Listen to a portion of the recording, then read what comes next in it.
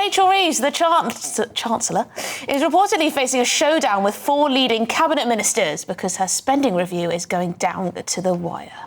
Yes, most Whitehall departments have supposedly already settled on their budgets for the next 3 years. But Angela Rayner, Yvette Cooper, they're amongst those who are holding out for more money as they look to fulfil Labour's plan for change. Yes, OK. Well, it's Rayner versus Reeves, the cabinet showdown. Yes, those names, Angela Rayner, Bridget Phillipson, Yvette Cooper, Ed Miliband, all having difficulties settling their budgets with Rachel Reeves. Well, let's go live to Downing Street now, where our political editor, Christopher Hope, is for us. He's in Westminster for us. Christopher, what is actually going on here? We've got a spending review next week.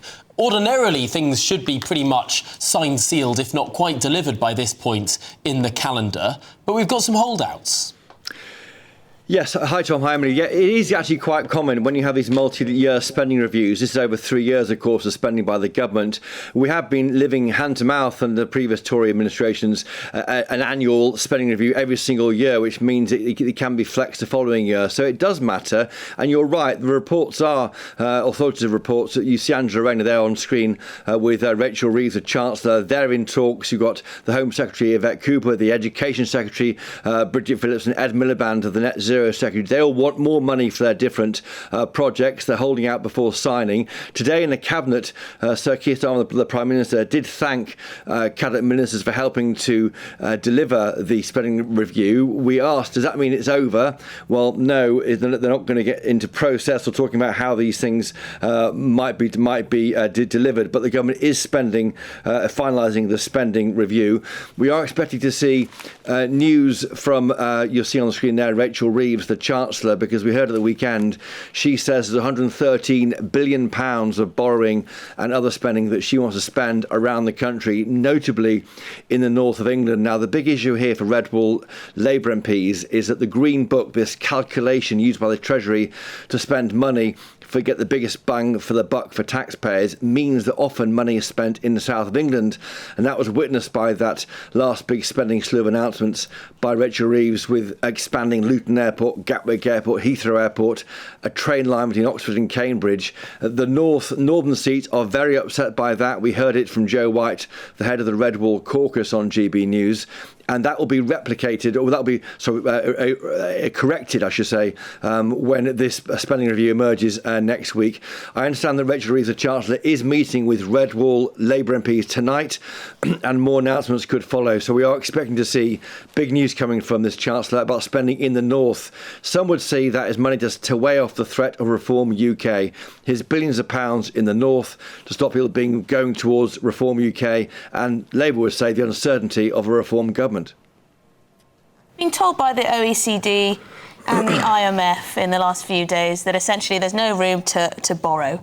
There's not much money to spend on things, really. Rachel Reeves in the past has made it clear that she does not want to change any fiscal rules anymore. But with those tens of billions that potentially are going to be ploughed into red wall areas, and with all of these other costs that are creeping in and these battles with various departments, do you think she's trying to come up with a way of sort of tweaking those rules ever so slightly so that perhaps they can borrow a little more? Because otherwise it's right. Tax hikes, isn't it? Yes, it's not tax hikes. This is money. They tweaked how they can calculate borrowing in the budget last year, and this is the result. And another 13 billion, they say, of headroom they found in the budget early this year. So that's why we're at 113 billion. The context of this is concern about the north. That's why we saw Keir Starmer race north to St Helens last Thursday, and I was there. And of course, he had criticised, mentioned Nigel Farage 16 times. The north feels ignored. We heard that on the streets of Runcorn at the by-election at the beginning of last month. They feel ignored, overlooked at the expense of the south. This is a Labour government elected by many MPs and formed by many MPs in the north of England, and that promise is set to be delivered. Whether it helps them in the polls, we'll wait and see. Rachel Reeves, she's in a bit of a pickle. She's reportedly facing a showdown. 4 of her leading cabinet ministers are revolting, potentially, with this spending review going to the wire. Yes, of course.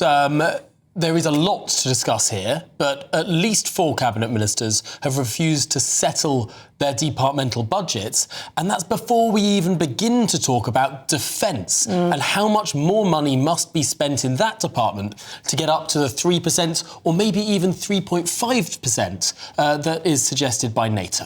OK, well, Tobias Ellwood, former Defence Minister, is with us now to talk about this. Tobias, is it normal for things to come down to the wire when it comes to a spending review? I mean, there is concern that there isn't much money to go around. Yes, you're absolutely right. The spending review says it all. But this defence review does not hold back in its language, making it clear to the British people that our world continues to fragment. Global order is in decline, and the character of conflict is changing fast.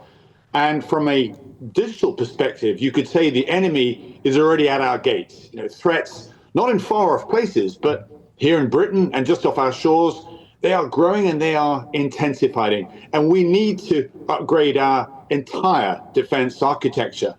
But that big question that you imply, can we afford it? Is the defence budget big enough to pay for it all?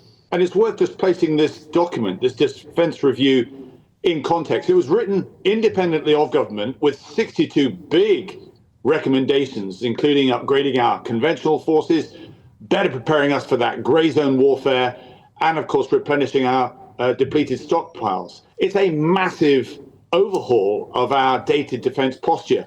But is it all costed? And for that, we have to wait for this government spending review that's going to be announced next week. My concern is that there simply isn't enough money there. 2.5% we're tiptoeing towards. In reality, it should be 3%, 3.5%. I stress that the threats that we face are very real. Cyber attacks, undersea cables being snipped, a critical national infrastructure targeted.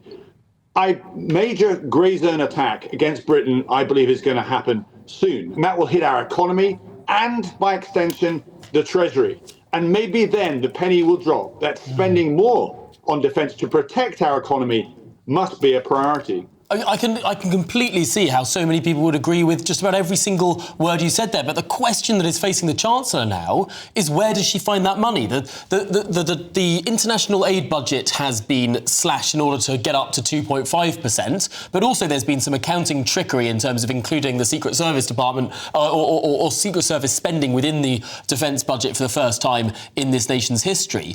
But I mean, where do we go from here? What is going to be cut, or what taxes are going to be raised in order to pay for this extra defence spending? Because, I mean, as far as everyone can see, the Chancellor has already borrowed to the hilt and has taxed this country more than ever before. Yeah, you raise the very difficult question. But if this was 1937, 1938, if we started to hesitate then on spending money to defend ourselves, you can see what problems we would have had further in the future. That's exactly where we are today. And I stress this symbiotic relationship between our economy, the need to protect our economy because global order is fragmenting, and the fact that if the Treasury is hit, there won't be money for any other government departments. And you raise something which is very difficult as a Conservative for me to say, should we be raising taxes? I point to Ronald Reagan, who during the Cold War felt it important to actually raise those taxes because he didn't want to affect other budgets itself. We need to move from 57 billion to 75 billion. That would take us to 3%. Now, that would be 1.5% increase in income tax, for example, £250 for somebody on 30,000 a year. Difficult times, there's no doubt about it. But I stress, if we don't spend more on defence, we will find out the hard way just how our economy will be hit. Well, it's a hard sell, Tobias Ellwood. Thank you very much indeed, former Defence Minister. And that's the thing. I mean, I'm interested to know whether people at home think that defence should be the number one priority when it comes to government spending, because Angela Rayner, she wants more money for housing and everything else. You've got Yvette Cooper, of course, wants more housing for patrolling our borders and for the police, presumably. And who else? Ed Miliband. Well, we know what he wants money for. So there's a lot to balance. So much to balance. I mean, to and be she's honest, messed up. Rachel Reeves gets a hard time of it, really. Well, she deserves one, Tom. You're too nice to her. But no, honestly, I mean, who would take her job right now? Well, I think I'd do a better job.